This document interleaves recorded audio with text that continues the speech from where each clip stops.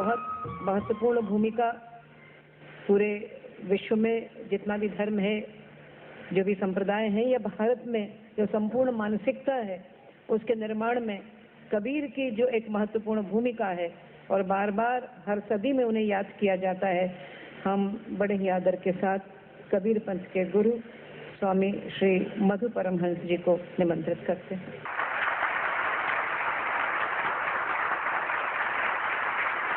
आदरणीय अध्यक्ष महोदय एवं वृद्ध बंधुओं, आज का विषय सेवा संगठनों का अहिंसा समवाय में सहयोग है। सबसे पहले जब हम अहिंसा की बात करते हैं तो हमें जानना होगा कि हमारी अहिंसा को किसने दूषित किया। हमें निष्पक्ष होकर के इस विषय पर चिंतन करना होगा, अपनी बुराइयों को भी देखना होगा, ये देखना होगा कि ये सेवा संगठन क्या है। वास्तव में मानव की सेवा सबसे बड़ी सेवा है। जीव दया और आत्म पूजा इन सम देव अवर नहीं दूजा। ये सेवा संगठन कहीं अपना रास्ता भटक गई, भूल गई। इस समय इस दुनिया को किसी एटम बम से ज्यादा खतरा नहीं है। इस समय इस विश्व को सबसे बड़ा खतरा है कट्टरवाद से, और ये कट्टरवाद धर्म उत्पन्न करता है। ये कैसा धर्म है, ये कैसी धार्मिक स्थिति है? मेरे विचार से वो धर्म नहीं जो किसी को मारता है। यदि हम सभी धर्मों पर अच्छी तरह से चिंतन करें तो पाएंगे धर्म कोई बुरा नहीं, लेकिन जब धर्म के कर्णधार अपने निजी हितों और स्वार्थों के लिए उसका अवलंबन लेकर के हिंसा फैलाते हैं तब धर्म पीड़ादायक सा लगता है। यदि हम हिंदुत्व की तरफ चलें, देखें तो हिंदू धर्म प्रथम एक बात कह रहा है, अहिंसा परमो धर्म है, उसमें हिंसा की कोई जगह नहीं है और समानता की बात कर रहा है। इस्लाम की तरफ अगर हम देखें तो इस्लाम धर्म कह रहा है अगर आपका पड़ोसी भूखा है तो आप सोए नहीं, आप रोटी न खाएं, पहले उसे खिलाएं। हम किस धर्म को खराब कहें? अगर हम सिख धर्म को देखें तो बड़ा सेकुलर धर्म है। कैसे 5 अलग अलग जातियों के लोगों को लेकर उन्होंने एक मानव धर्म का सृजन किया। गुरु नानक देव जी अपने एक तरफ भाई बाला को खड़ा किए, एक तरफ मर्दाना को। ये किस बात का द्योतक था? एक तरफ हिंदू को खड़ा किया था, एक तरफ मुसलमान को। यदि हम अहिंसा की बात देखें तो जैसा कि अभी साध्वी जी ने इंगित किया कि इस संसार में अहिंसा का प्रचार करने के लिए युग युगांत में महापुरुषों का अवतरण होता रहा, लेकिन वर्तमान में और इस स्थिति में यदि देखें तो अहिंसा पर सदगुरु कबीर साहब का एक विशेष स्थान है अहिंसा के क्षेत्र में। आइए हम देखते हैं सेवा संगठन अहिंसा में क्या अपना सहयोग दे सकती हैं। ये संगठनें धीरे धीरे भटकती गई। इस समय सेवा संगठनें भटक करके कट्टर धार्मिक रूप धारण कर चुकी है और इस कट्टरवादता से मानवता को बहुत बड़ी क्षति पहुंच रही है। हम मानवता की रक्षा कैसे करें? 2 तरह से मनुष्य किसी को समझाता है। पहला एक तरीका है हम शिक्षा द्वारा, वाणी द्वारा किसी को समझाते हैं। एक उत्तम और तरीका है आचरण द्वारा। कहनता नर बहुते मिले, गहनता मिला न कोय, वह कहनता वह जान दे जो न गहनता होए। आज हम देख रहे हैं कि एक स्थिति हमारे देश में फैली है। एक बार 2 महात्मा जा रहे थे, गुरु और शिष्य, तो किसी जगह पर बड़ा शोर हो रहा था। किसी ने कहा भाई ये शोर कहाँ हो रहा है, शहनाई कहाँ बज रही है और क्या हो रहा है? ये बोला ये वैरागी जी के यहाँ नाटक हो रहा है। देखिए, वैरागी जी और नाटक हो रहा है। एक जगह पर बड़े बच्चों का शोर हो रहा था। गुरु शिष्य से कहा भाई ये कहाँ पर शोर हो रहा है? बोला ये ब्रह्मचारी जी के बच्चे खेल रहे हैं। तो ब्रह्मचारी जी और इतने बच्चे उसके खेल रहे हैं। एक बहुत सुंदर कोठी बनी हुई थी, बहुत उसका वैभव था। महात्मा जी ने अपने शिष्य से पूछा बेटे ये कोठी किसकी है? बोला ये त्यागी जी महाराज की कोठी है। वाह, आज हम इस स्थिति पर पहुंचे तो राष्ट्र का उत्थान कैसे होगा? जिन्होंने शांति का संदेश देना है उन्होंने हथियार उठा लिए और हिंसा पर उतारू हो गए। ये थोथा हो गया हिंसावाद हमारा, और इससे क्या हुआ? हर मानव को खतरा हुआ। सबसे पहले देखते हैं हमारी अहिंसा को। हम सब अहिंसा, हम सब शांति चाहते हैं। ये शांति क्या चीज है? हम सब वैचारिक शांति चाहते हैं, जीवन में शांत जीना चाहते हैं, और शांत रहना चाहते हैं। अब शांत रूपी एक महल में हम सब निवास करना चाहते हैं, वहाँ सुख है।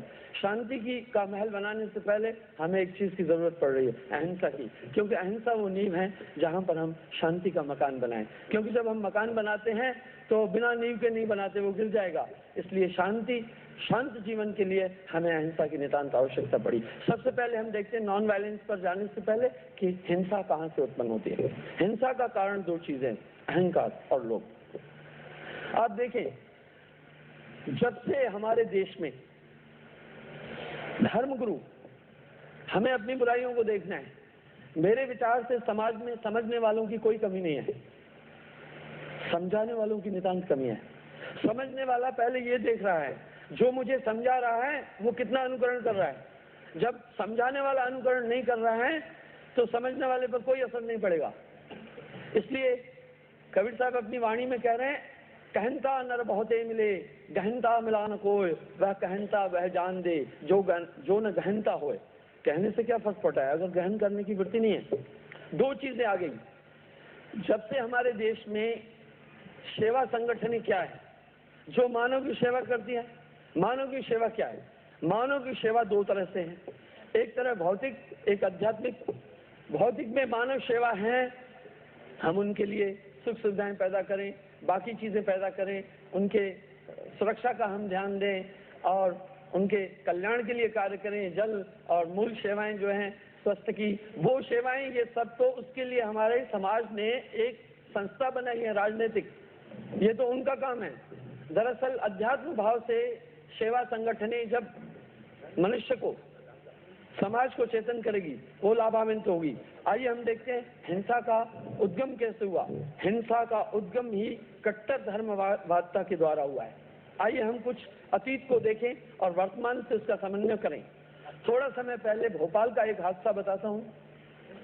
40-50 लड़के, जब बाबरी मस्जिद ढही, 40-50 लड़के का गुट बना दोनों पक्षों से, कुछ हिंदुओं का तो कुछ मुसलमानों का।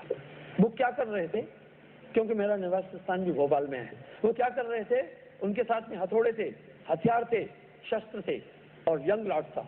वो सबसे पहले क्या कर रहे थे, वो जहां हिंदू बहुल क्षेत्र था वहां मुसलमानों के इलाके में जाकर उनके घर को तोड़ रहे थे और हथौड़ों से तोड़ रहे थे। उसके बाद अंदर जाते थे, पहले लूटिंग कर रहे थे, उसके बाद जो उनकी लड़कियां थी उनके साथ रेप कर रहे थे और आदमी जो प्रतिरोध कर रहा था उसको मार रहे थे। यही काम फिर मुसलमानों के लड़के भी कर रहे थे।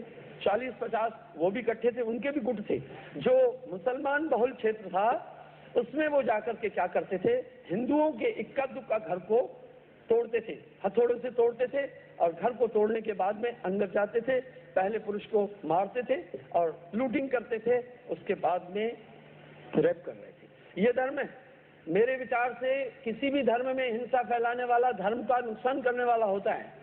कट्टरवादिता धर्म का नुकसान करती है। अच्छे लोग हर धर्म में हैं, हर बिरादरी में हैं। हम सब एक धर्म को क्यों मिटाना चाहते हैं, हम सब एक बिरादरी को क्यों मिटाना चाहते हैं? जब तक हमारे अंदर ये धारणा होगी हम अपने मकसद में कभी भी कामयाब नहीं होंगे और एक दिन दुनिया खत्म हो जाएगी, पक्का खत्म हो जाएगी। कई ओस्मा बिन लादेन पैदा हो जाएंगे धरती पर, कई हिटलर पैदा हो जाएंगे जो 4 लाख लोगों को गैस चैम्बर में मार डालने वाले पैदा हो जाएंगे। हमारे देश में भी नवाब साहब ने अभी एक बात कही, काफी संस्थाएं जो धर्म के नाम पर कट्टरवादिता फैला रही है, इसका उपाय ढूंढना होगा। सबसे पहले हम देखते हैं इस तरह से कई संस्थाएं, कई और चीज देखते हैं। धार्मिक कट्टरवाद, अगर आज के परिवेश में हम ये विचार करके देखें तो हिंसा का जन्म ही धर्म के माध्यम से हो रहा है। तो क्या धर्म खराब है? नहीं, धर्म कोई भी खराब नहीं है, लेकिन धर्म के अवलंबन में हिंसक तबका आकर के निवास करने लगा है। वही मानवता के लिए क्रूर और हानिकारक हैं, जैसे शरीर के लिए कैंसर। इस तरह जो कट्टर धार्मिक वृत्ति है वो धर्म में प्रविष्ट हुई। इसलिए सेवा संगठनों का कर्तव्य बनता है निस्वार्थ भाव होकर के समाज की सेवा करें। एक और उदाहरण देता हूँ। दिल्ली में इंदिरा जी की मृत्यु के बाद में कई लोगों को, एक समुदाय ने कई लोगों को मारा, निरीह, और वहां भी यही तांडव हुआ। निरीह सिखों के बच्चों को, जो जानते भी नहीं थे क्या है सतवंत सिंह, क्या है इंदिरा गांधी, उनकी दुकानें जलाई गई, उनकी स्त्रियों से रेप किया गया और उसके बाद में क्या हुआ, उनके छोटे छोटे बच्चों को मार डाला गया। मैं अपने साथ का एक वृत्तांत बताता हूँ। मैं पेशे से सैनिक भी हूँ, सेना से अधिकारी से मैं रिटायर हुआ हूँ, 24 साल सेवा करके। हमारी गाड़ी आ रही थी, मिजोरम से आ रहे थे उस समय, तो कुछ हमारी गाड़ी में सिख लोग भी थे, तो वहाँ कुछ कट्टर लोग उनको उतार करके बड़ा तांडव किया, जलाया जा रहा था लोगों को, टायर डाल करके, कहीं सिख ट्रांसपोर्टेशन का काम ज्यादा करते हैं, हिंसा हो रही थी।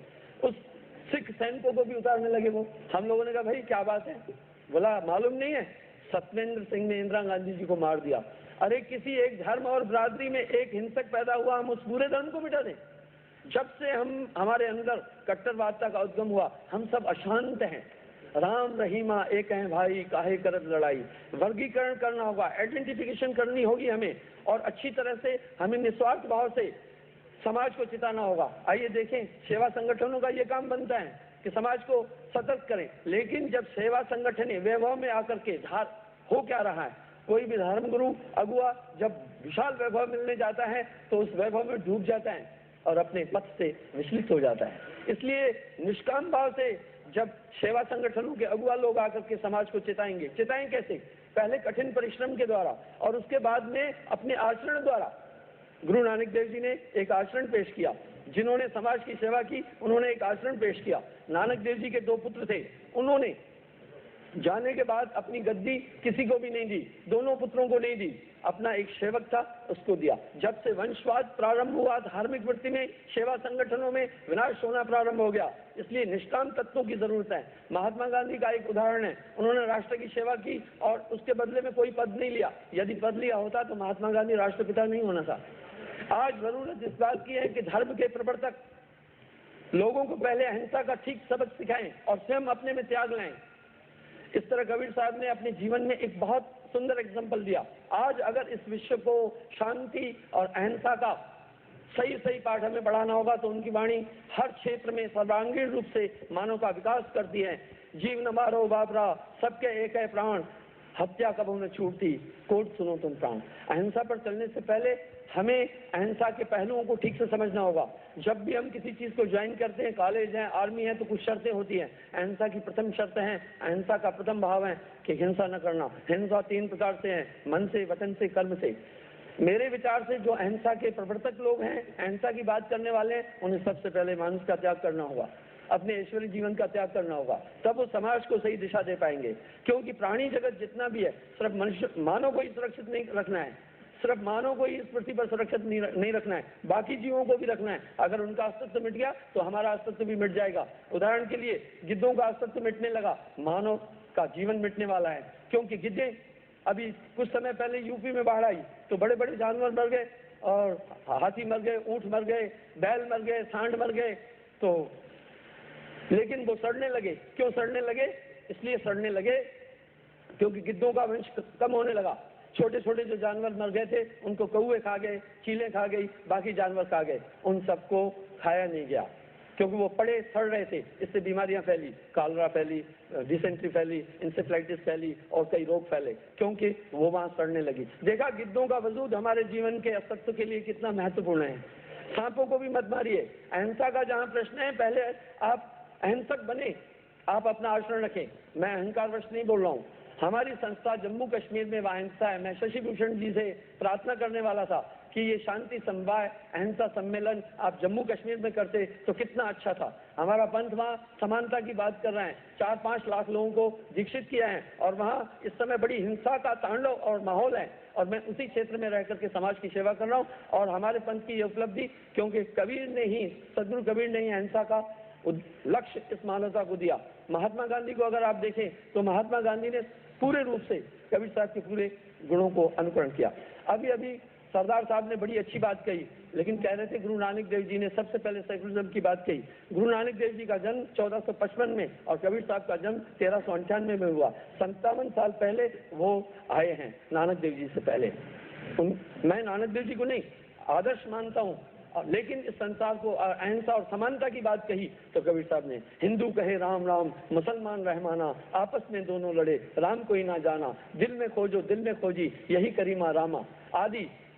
वो हम प्राकृतिक रूप से देखें तो परमात्मा ने हम सबको एक जैसा बनाया, सबको 2 हाथ दिए, सबको 2 पांव दिए, सबको 2 कान दिए, सोचने की शक्ति ऐसी एक जैसी थी, विचार करने की शक्ति एक जैसी है। हम सब ने उसके बाद में अपनी अपनी सुविधा के अनुसार अलग अलग धर्मों का सृजन किया। जो तू ब्राह्मणी जाया और राह से क्यों ना आया, जो तू तुर्कनी जाया, पेट में सुन्नत क्यों न कराया। उन्होंने किसी को नहीं बख्शा। वास्तव में वो मानवता को सुरक्षित करने वाला व्यक्तित्व था। हमें ये समझना होगा, हम सब लोग एक एक बिरादरी की सुरक्षा चाह रहे हैं तो वो बिरादरी तगड़ी हो जाएगी, दूसरे को खत्म कर देगी। हमें एक बिरादरी को नहीं, पूरे मानव समाज को सत्य और अहिंसा की तरफ और मजबूत करना होगा। मानव तब मजबूत होगा जब उसके ठीक अधिकारों को हम समझा देंगे। और आइए, अध्यात्म शक्ति के बिना मानव का कल्याण नहीं होने वाला है, इसलिए मनुष्य में आध्यात्मिकता पैदा करनी है। हमारा धर्म तो कह रहे हैं आत्मवतम सर्वभूतेषु, सभी प्राणियों में एक जैसी आत्मा है। या आत्मा तपश्यते तपश्यन्ति, जब सब में एक जैसी आत्मा है तो हमें पहले आदमी को एडुकेट करना होगा कि हम जिसको मार रहे हैं उसमें भी आत्मा है। जब ये विचार आ जाएगा तो सबसे पहले हम किसी में भी देखेंगे तो हम अपने लक्ष्य को देखेंगे, पहले मनुष्य ही देखेगा। आज कट्टरवादिता एक धर्म को मिटाकर दूसरा धर्म उत्पन्न हो रहा है। इसी से आप देखें संसार के अंदर जो इस समय हिंसा का माहौल है, ये केवल धार्मिक कट्टरवादिता है। आज हमारे देश में इस माहौल को खराब करने वाला अगर कोई तत्व है तो धार्मिक कट्टरवादिता वाला तत्व। ये सभी धर्मों में है, हमें आइडेंटिफाई करना होगा, चाहे हमारे अंदर है उनको भी, बाकी धर्मों में उनको भी। मेरे विचार से भारत में किसी सेना की जरूरत नहीं। भारतीय सेना में मैं रहा हूं, वहां 3 सेनाएं हैं जो धर्म के नाम पर अलग अलग सेनाएं और टुकड़े बने हुए हैं और राष्ट्र को बड़ी क्षति पहुंचा रहे हैं और व्यवस्था को बहुत खराब कर रहे हैं। इससे मानव जाति पूरी खतरे में आ गई है धार्मिक अंधता के कारण और धार्मिक कट्टरवादिता के कारण। इसलिए जितने भी शांति का भाव और अहिंसा समवाय का सही अनुकरण करने वाले हैं, अहिंसा का लक्ष्य तो कबीर साहब ने उस दुर्दशा के समय दिया था जब भारत में home to home, street to street और मैन टू मैन फाइटिंग चल रही थी।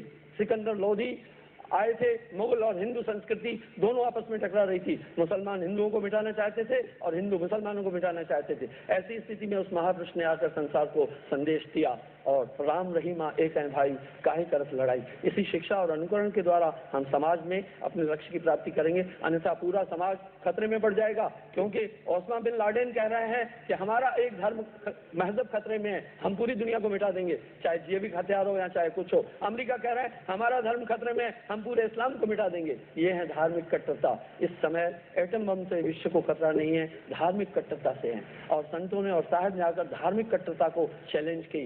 कंकड़ पत्थर जोड़कर मस्जिद यही बनाए, तापर मुल्ला बांध दे, क्या बहरा हुआ खुदा। कबीर ने किसी को नहीं बख्शा। दुनिया ऐसी बावरी, पत्थर की पूजन जाए, घर की चक्की कोई न पूजे, जाको पीसो पाए। दिल में खोजो, दिल में खोजी, यही करीमा रामा। जब हम इस लक्ष्य की ओर जाएंगे तब ये हमारा लक्ष्य पूर्ण हो पाएगा, अन्यथा नहीं। धन्यवाद।